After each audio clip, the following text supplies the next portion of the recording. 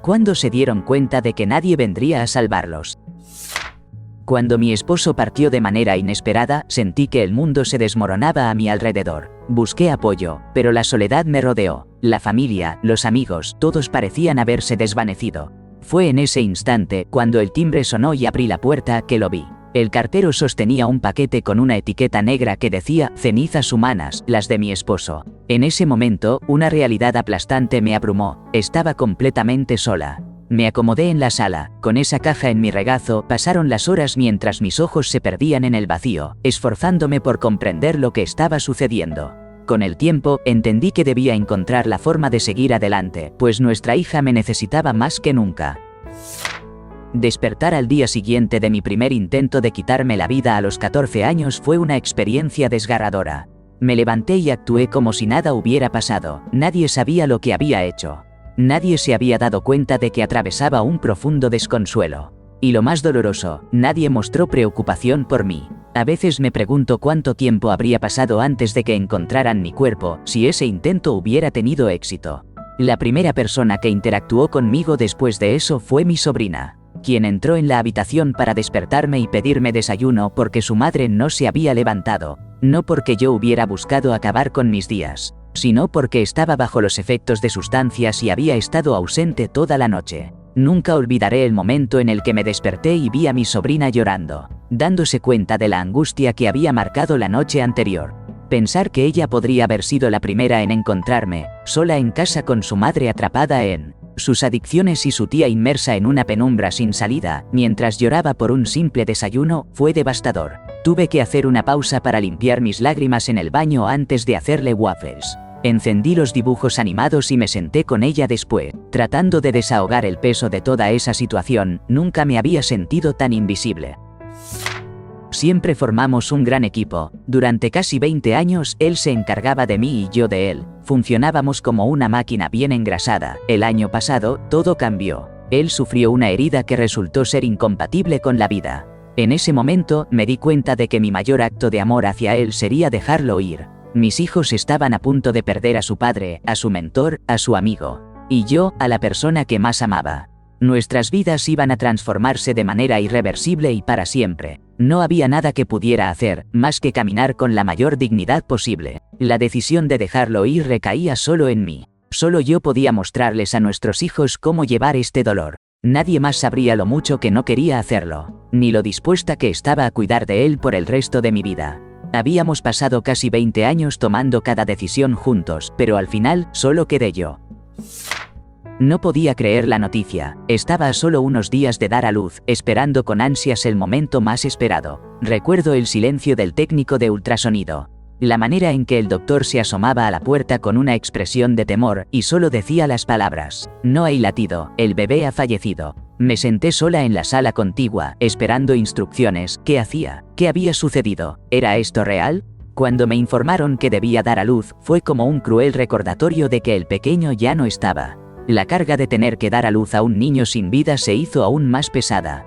Tenía que esperar que alguien con la capacitación adecuada en situaciones de pérdidas gestacionales estuviera disponible. Ahí estaba yo, en la fila de Chipotle, tratando de ocultar mi enorme vientre de embarazada, porque en realidad no estaba esperando un bebé vivo. Era horrible e inimaginable sentirme como un cementerio ambulante. Una vez que llegué al hospital, la soledad continuó. Nadie creía que no quería anestesia y que deseaba estar presente al conocer a mi hijo. Así que me la administraron de todos modos. Cuando desperté, sentí un dolor intenso y abrumador, pero estaba inmóvil de la cintura hacia abajo porque la epidural no había funcionado. Gritaba, suplicándole a Dios por ayuda, pero nadie vino a asistir. Nadie supo ayudarme a dar a luz con las piernas cerradas. Finalmente, mientras me cosían, parecieron empezar a creerme cuando les dije que realmente estaba sufriendo, pues podía sentir la aguja. Fue todo terrible y solitario. Nadie venía a salvarme, nadie entendía que ese día yo también había muerto, pero tenía que seguir viviendo. Tenía tanto miedo de soltar a mi hijo, que lo mantuve conmigo hasta que ya no pude. Lo acuné bajo las sábanas mientras me trasladaban a la sala de recuperación. Al fin y al cabo, nadie quiere ver a un bebé que ha partido.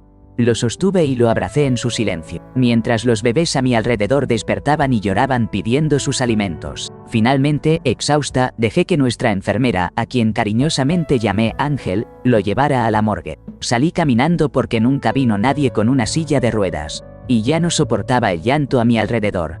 Dicen que es muy difícil irse con los brazos vacíos, pero para mí era incluso peor dejarlo con alguien más, dejar todo lo que había soñado que él sería. Mi esposo falleció y de repente me encontré sola, con la responsabilidad de criar a 2 adolescentes y a un pequeño de 1 año y medio. En el velorio y en el funeral, la gente se acercó a decirme que si necesitaba algo, no dudara en llamarlos, pero cuando realmente lo intenté, nadie apareció. No tuve tiempo para lidiar con mi duelo. Simplemente me armé de valor y me puse las pilas para que todo funcionara lo mejor posible. Y ahora, aquí estoy, dirigiendo mi propio negocio. En camino a mi segunda misión en Irak, estábamos en Kuwait cuando nos avisaron que nuestra asignación tranquila en una base grande había sido cambiada a una misión nada tranquila en una base mucho más pequeña y en una zona bastante más peligrosa. Me trasladaron a esta nueva asignación porque, al ser mi segunda vez, mi experiencia se consideraba útil. Pero a pesar de eso, seguía siendo muy joven y, honestamente, me sentía completamente abrumado. Tan pronto como tuve la oportunidad, llamé a mi papá para darle mi nueva dirección postal y confesarle lo asustado que me sentía. Antes de que pudiera transmitirle lo segundo, me preguntó por qué sonaba tan asustado y se le notaba el miedo en su voz. En ese instante me di cuenta de que ya era un adulto. Darle más estrés a mi papá no iba a hacer que las cosas fueran más fáciles, así que inventé un par de cosas y lo tranquilicé. Fue en ese momento cuando comprendí que no había un botón de pausa, no había nadie a cargo, nadie más vendría a ayudarme. Era la vida y estaba sucediendo, así que tenía que enfrentarla.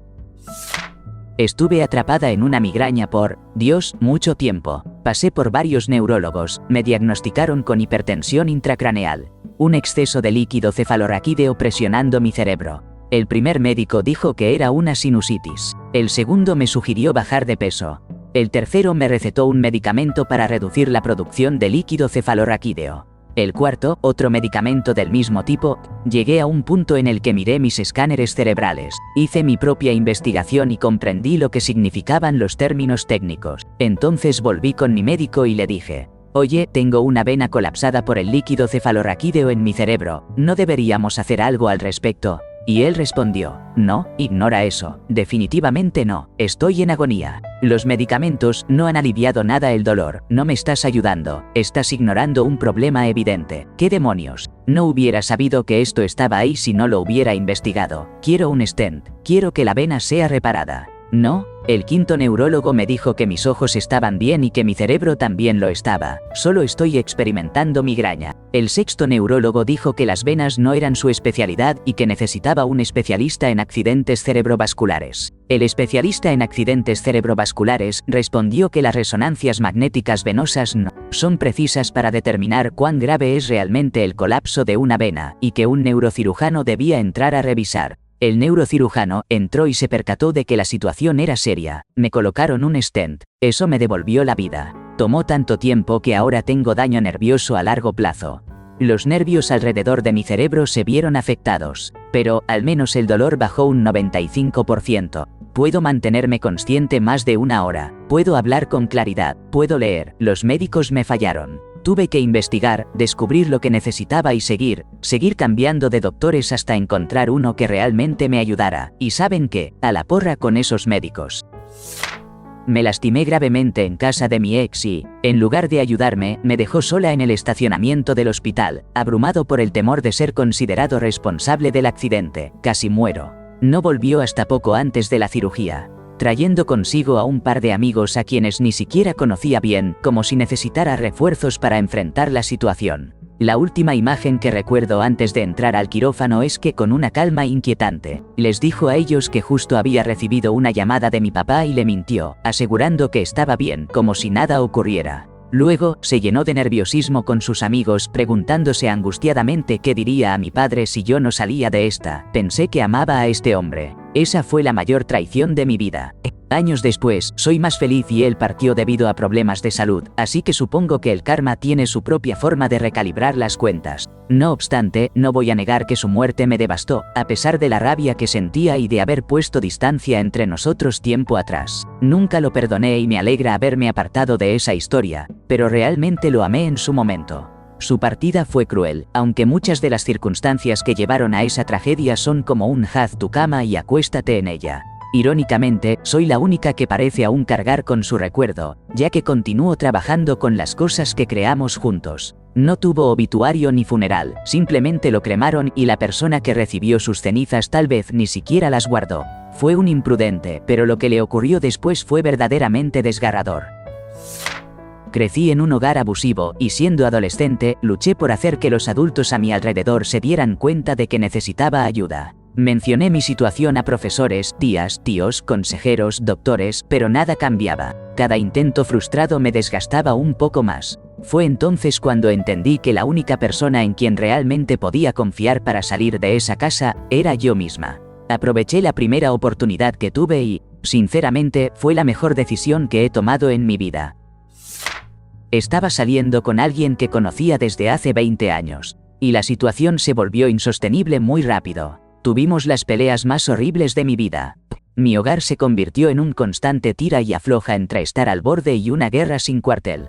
En ese momento, justo había entrado a mi programa soñado y mis calificaciones se desplomaron, pasé de tener 10 a estar reprobando. En lugar de estudiar para los exámenes importantes, me la pasaba discutiendo. De algún modo, las cosas empeoraron y llegué a un punto en el que estaba tan insensibilizada que ni siquiera me di cuenta. Mi pareja dejó de trabajar y me culpaba a mí por no tener empleo. No pagaba las cuentas, se movía de un lado a otro como si nada, así que tampoco pagaba la renta la mayor parte del tiempo. Ni siquiera limpiaba, dejaba que sus mascotas hicieran sus necesidades por toda la casa, y sus animales se comieron todos mis zapatos de la escuela y del trabajo. No podía reemplazarlos porque era una estudiante en quiebra, cargando con toda la casa. Todo se estaba desmoronando y mi estrés era abrumador. Pero pensaba que estaba enamorada y seguía intentando que funcionara. Luego, se mudó de la casa por última vez y me di cuenta de que solo tenía $50 a mi nombre. Nunca había estado tan quebrada en mi vida adulta. Las facturas de servicios iban a ser cortadas, no podía comprar comida. Mi hijo adolescente usó su dinero de cumpleaños para comprarnos víveres como regalo del Día de las Madres. Cuando le pedí a mi ex que me ayudara con alguna de las cuentas que me había dejado, se negó y dejó de responderme. Después, me mandó un TikTok horas más tarde como si nada, como si no estuviera ignorando mi vida que se estaba incendiando. Aún así, seguía pensando que debíamos intentar arreglar nuestra relación. En esos momentos de la vida te das cuenta de que tienes que salvarte a ti misma. En ese instante, logré escapar de ese ciclo tóxico, por doloroso que fue. Fue ahí cuando comprendí que esa persona estaba destruyendo todo lo que había construido por mí misma, y que nunca podría esperar el mínimo de ella. Pedí un préstamo, encontré de nuevo mi verdadero apoyo, y poco a poco volví a renacer, pero ese fue mi momento. Sola, sin dinero, un poco rota, con una ansiedad que me hacía sentir enferma físicamente, pero finalmente dejé de esperar que alguien más viniera a salvarme. Llamé a la policía porque estaba convencida de que mi padre iba a hacernos daño a mi mamá y a mí. Ellos llegaron 52 minutos tarde. Cuando abrí la puerta, mi padre se me adelantó, se plantó frente a mí y les dijo que solo estaba siendo traviesa. No se molestaron en preguntarme nada y se fueron. En ese instante, comprendí algo estremecedor. El sistema realmente no le da relevancia a la violencia doméstica. Un día regresé a casa después del trabajo y todo cambió. Mi madre se alió con mi pareja, quien había ejercido un control dañino sobre mí, y juntos se llevaron a mi hijo. Solo tenía 6 años y, en un abrir y cerrar de ojos, habían desaparecido. No tenía idea de dónde podrían estar, ni por supuesto cómo habíamos llegado a esa situación. Pasaron días llenos de incertidumbre, una semana completa sin tener noticias de él. Lo más aterrador de todo fue darme cuenta de que ni siquiera había un plan que asegurara su bienestar. La relación con mi pareja estaba llegando a su fin, y creo que eso fue lo que provocó este oscuro desenlace. Cuando finalmente decidí buscar apoyo en la policía, su indiferencia fue como un balde de agua fría. No parecía importarles que mi hijo estuviera ausente. Me miraron como si fuera más un inconveniente que un padre angustiado. En ese instante comprendí que estaba sola, que no podía esperar ayuda de nadie. ¿Te imaginas la impotencia? Es una sensación que jamás podré olvidar. Tenía alrededor de 13 años. Un familiar aprovechó uno de esos abrazos que yo daba para invadir mi espacio de nuevo. Esta vez, grité, no me toques así, y me fui indignado. Estaba temblando, pero al mismo tiempo, sentía orgullo de haber reaccionado. Después, escuché pasos subiendo las escaleras. Pensé que era otro familiar que venía a ver si estaba bien, pero no, era mi madre. Se me acercó de inmediato, mirándome a los ojos con desprecio, y me susurró, lleno de desdén, que había arruinado el día de todos haciendo un escándalo. Siempre había sospechado que mi familia tenía problemas, pero ese fue el momento en el que realmente supe que estaba sola en esto. Cuando me aislé de mi familia y no compartí con nadie, ni siquiera con mis amigos, el sufrimiento que vivía, tal como él deseaba, me sentía atrapada en el departamento. La furia se apoderaba de él moviéndose de un lado a otro, pero lo hacía en silencio, mientras mi teléfono yacía en la otra habitación. Pasé demasiados momentos en esa penosa situación pensando, hoy podría perderlo todo. Transcurrió un tiempo antes de que pudiera comprender que si él hubiera conseguido el arma que tanto anhelaba, y que yo siempre había rechazado sin entender del todo el porqué, yo no estaría aquí ahora. Esa revelación me golpeó de lleno, a pesar de que para ese momento ya me encontraba a salvo. Nadie acude al rescate de quien no sabe que está en peligro.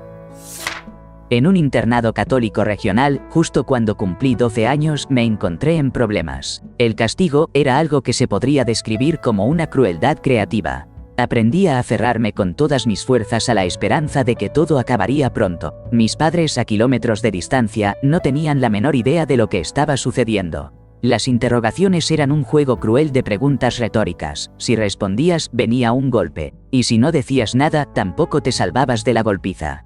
Fue en ese primer momento que comprendí. Nadie, ni nada, podría sacarme de ahí. Era un sentimiento de abandono total, una soledad profunda en medio del caos.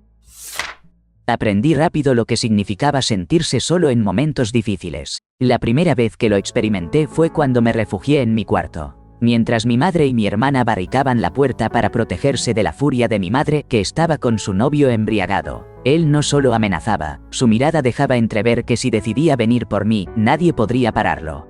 La sensación de desprotección me envolvía como una sombra inquietante. La segunda vez ocurrió durante mi adolescencia, cuando le confié a mi madre que vivir me dolía demasiado y que ya no deseaba seguir aquí. Su respuesta fue tajante, nadie debe saberlo, no hables más de esto. Desde entonces, algo se rompió en mí. De pronto, dejé de buscar a alguien que me rescatara. Aprendí que la soledad era un refugio más seguro que arriesgarme a ser herido nuevamente.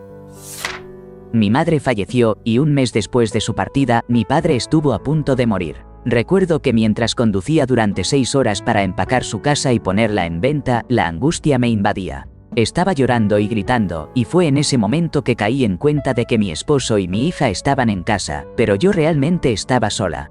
Nadie vendría a rescatarme, y la carga de todo eso recaía solo en mí. Tenía que hacer esto y, además, contaba con apenas una semana para lograrlo. Fue ese instante en que verdaderamente entendí que no había nadie que viniera a ayudarme. Tenía que hacerlo por mi cuenta.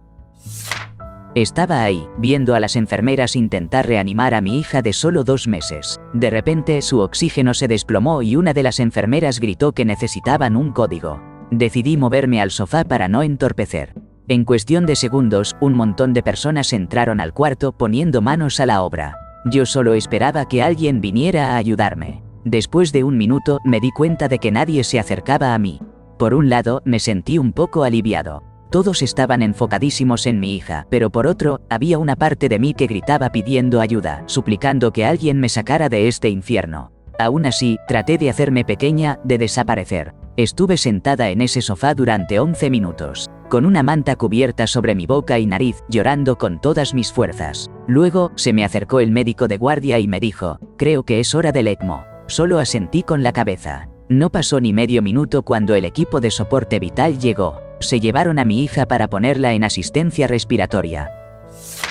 Fue en el momento en que mi segundo hijo casi muere durante el parto. Mi mamá estaba en una institución, mi abuela en estado terminal y mi abuelo ya había fallecido. Había echado a mi pareja, no tenía cercanía con mis hermanos y no contaba con un papá. Estaba completamente sola, más sola de lo que jamás había sentido en mi vida. No me quedó más opción que aguantar y seguir adelante. Llevaba un buen tiempo haciéndolo, pero ese instante realmente me hizo entender que era yo o nadie. Tuve un episodio de psicosis postparto, una desgarro de 3er grado, un recién nacido con cólicos y mi esposo estaba desplegado en el extranjero, antes de que existiera FaceTime. Además, acababa de mudarme a otro estado, lejos de mi familia y amigos. O encontraba la manera de sobrevivir, o simplemente me rendía, porque sabía que nadie vendría a ayudarme. Puse toda mi energía en mantener viva a mi hija y solo logré resistir hasta que mi mente se despejara un poco. 8 meses después, cuando por fin mi esposo regresó a casa, ingresé a un programa intensivo de tratamiento ambulatorio y logré recuperar mi salud. Gané 13 kilos, volví a un peso saludable, pude dormir nuevamente, y todo eso me devolvió la fe en mi resistencia. Me motivó a ofrecer el apoyo a otros que tanto necesitaba en ese momento. Perdí mi trabajo, el dinero escaseaba y la despensa estaba desprovista. Me sentía como el mayor fracasado del mundo. Intenté llamar a mi pareja, pero no obtuve respuesta, su teléfono había quedado sin vida. Pensé que, de alguna forma, ella ya lo sabía y había optado por no contestar. Ahí estaba, parado en un puente, sintiéndome como un fracasado y completamente solo, dejando que las lágrimas fluyeran sin control. La tentación de dejar todo atrás se hacía cada vez más intensa. Y mientras miraba hacia el vacío, pensé, sí, no hay ningún anciano en pijama esperándome allá abajo. Recordando una escena de Qué bello es vivir. Esa idea, la de que no había un ángel guardián listo para rescatarme de mí mismo, me sacó de ese abismo de desesperanza. Mis pensamientos transformaron su tono, pasando de soy un fracasado inútil a la única salida es seguir adelante. Así que empecé a caminar de regreso a casa.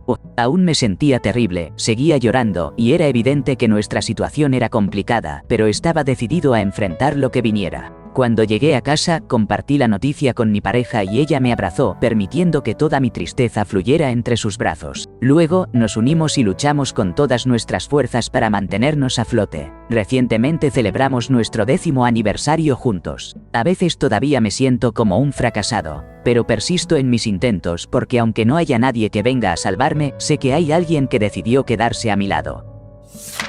Mis amigos se fueron un día mientras mi novio de ese entonces me lanzaba insultos. Dicen que se sintieron incómodos al verme recibir esa agresividad. Así que decidieron llevar la fiesta al apartamento de otro amigo. Recuerdo vívidamente a ese tipo de pie sobre mí, con la boca literalmente espumando y yo en posición fetal, hecha un ovillo en el suelo. En ese momento solo podía pensar, ojalá me mate rápido.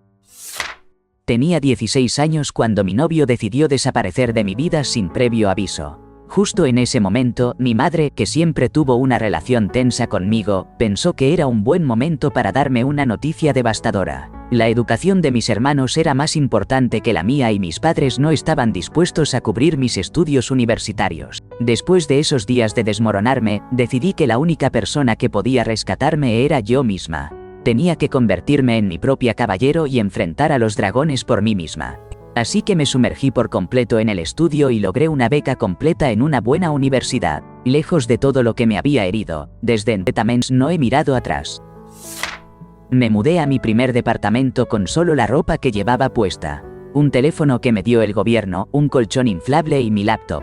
Acababa de cortar lazo con mi familia biológica debido a abusos y nunca planeaba volver. Me instalé con un amigo, tenía mi propia habitación, pero el pago del alquiler y los servicios me dejaba con menos de $100 al mes. Trabajaba en una charcutería, ganando el salario mínimo del estado y lograba unas 25 horas a la semana, pero me daban una comida gratis en cada turno. Esa era la única dieta que tenía. El trabajo estaba a 1 hora caminando de nuestro departamento, pero era lo único que había encontrado. A veces lavaba mi ropa en la bañera porque no siempre podía pagar la lavandería. Había momentos en que no tenía suficiente dinero ni siquiera para comprar pilas para el inflador del colchón, así que dormía sobre un colchón desinflado en el suelo, con una almohada golpeada y una manta vieja. La mayoría de las noches me dormía llorando, era realmente yo contra el mundo. Si no hubiera sido porque un amigo me ofreció un trato con la habitación extra de su apartamento, me habría quedado en la calle o de vuelta con mi familia biológica, sufriendo en esa vida desgastante. Estaba libre del infierno en el que crecí, pero tenía que construir una nueva vida desde cero. Siempre pagué mis deudas, pero eso no me dejaba nada con qué trabajar. Era eso o la indigencia, así que solo tenía que ingeniármelas. Han pasado más de 10 años desde esa etapa de mi vida. Ahora estoy casada y vivimos cómodamente con nuestras mascotas. A veces pienso que es un milagro haber sobrevivido. Pero si no hubiera pasado por eso, no estaría donde estoy ahora. No importa qué tan difícil sea, las cosas mejorarán si tienes paciencia y resistes. Tenía alrededor de 12 años. Vivía en un hogar lleno de cosas acumuladas, con padres abusivos. Finalmente, me di cuenta de que otros adultos, incluidos mis abuelos que vivían cerca, sí notaban mis moretones y las señales de que mi casa no era un buen lugar para vivir. Pero nadie estaba dispuesto a hacer nada porque no querían causar problemas. La única persona que iba a sacarme de allí era yo misma. Estaba en una parte remota del desierto australiano. En pleno verano, cuando perdí el control de mi auto. La verdad es que el auto terminó volcando 4.5 veces. Pasé un día entero, más unas horas, tratando de desenterrar el auto. Mi perro, lamentablemente, fue eyectado durante el vuelco y desapareció. Para colmo, mi teléfono satelital y la radio se rompieron en el accidente, y la mayoría de mis suministros de agua se perdieron. Cuando finalmente, después de 2 días de estar atrapado, vi pasar un vehículo de minería, sentí una mezcla de alivio y desesperación. No sabía si podría aguantar más. Estuve atrapado en un trabajo sin futuro durante 5 años, con la esperanza constante de que mi jefe se diera cuenta de mi esfuerzo y me diera un ascenso. Pero un día, me di cuenta de que nadie iba a venir a rescatarme de esa situación. Así que decidí renunciar, aunque eso significara aceptar un sueldo más bajo en otra empresa que sí tenía potencial de crecimiento. Tomar esa decisión fue lo mejor que pude haber hecho. Ahora, gano el doble de lo que habría ganado si me hubiera quedado. ¿Quién diría que salir de la zona de confort podía ser tan liberador? Estaba contra la pared, él me tenía sujeta del cuello, exigiéndome que admitiera que le había fallado. Y ni siquiera había hecho eso. Él estaba desquiciado y solo trataba de justificar sus propias traiciones. En ese momento, sentí que no tenía otra opción más que ceder y decir que sí, que había sido desleal. Luego comenzó a interrogarme por detalles, así que tuve que improvisar una historia que encajara con las sospechas que siempre había expresado. Una vez que se sintió satisfecho, me sometió y utilizó mi deslealtad como un arma para calmar su propia tormenta interna. Logré escapar de esa situación, pero de vez en cuando, esa escena regresa a mi mente, es una herida difícil de sanar. La primera vez que hice espeleología después de terminar mi certificación, la experiencia fue intensa. Estar allí, solo con mi equipo y lo que había llevado, me hizo darme cuenta de la realidad. Era como estar en un lugar al que la gente no debería llegar. Totalmente dependiente de mis conocimientos y de mi equipo. Si algo salía mal, solo contábamos con eso para salir de allí. No podía pedir ayuda y además, sabía que no llegarían a tiempo. Fue una de las experiencias más profundas y empoderantes que he vivido. Me empujaron por una escalera en la casa de mi ex. Al instante llamé a la policía. ¿Y qué crees? Uno de los oficiales que llegó era compañero de mi ex en el colegio, junto a sus amigos. La situación se tornó tensa, así que decidí encerrarme en su habitación y no iba a salir de ahí hasta que llegara una oficial mujer. Nadie vendría por mí si no hacía algo al respecto. Así que tomé el control y exigí lo que necesitaba. En medio del caos, encendí mi computadora y empecé a grabar las amenazas que me estaban haciendo. Estaba completamente lista para meterla en una mochila y lanzarla al patio de un vecino si intentaban derribar la puerta.